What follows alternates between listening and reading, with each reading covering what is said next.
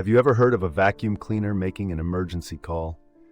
In the quaint town of Pelican Creek, an ordinary Saturday turned peculiar when an elderly woman's vacuum cleaner started fangirling all over the house. Panicked by the erratic behavior, she dialed 911, fearing it might burst into flames. The fire brigade arrived promptly, only to find the rogue cleaner zooming around with a mind of its own, pulling cords and causing mayhem. After unplugging and calming the mechanical beast, they discovered a malfunctioning sensor mixed with over-enthusiastic, energy-saving tech. This hilarious mishap, while harmless, reiterated the importance of technology safety checks and why sometimes our appliances need a bit of TLC.